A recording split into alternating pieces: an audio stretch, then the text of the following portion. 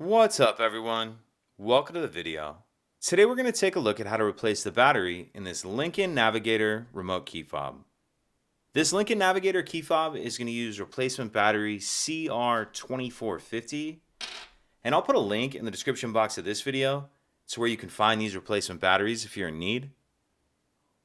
So the first thing we're going to do is grab our key fob and remove the emergency key that's in the bottom of it. That's done by pressing this button here that my thumb's on, and the emergency key will pull out like that. Now if we hold the key fob with the buttons facing down and we take a look at the bottom of it, there's this long slot right here that I'm touching with the end of the emergency key.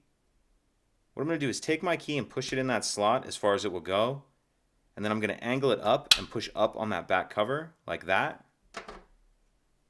And then once we get the back cover off, we see our battery right here. And for this part, I'm going to grab a screwdriver or even something with like a point on it will work. It just needs to fit down in that notch right there. Get your tool down in that notch, get under the battery and pop it out of that holder. Now I'm going to grab my new replacement battery, and you want to make sure that you're installing that with the plus side up, positive side up. And I'm going to tuck this outer edge in first like that, and then snap it down into place. Then if we grab this cover, you'll notice one side has these two small tabs on it.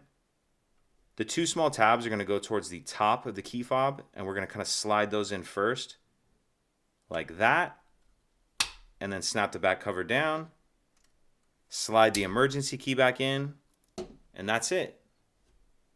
If you could take a second to like and subscribe, it helps us out and I'd appreciate it. Thank you.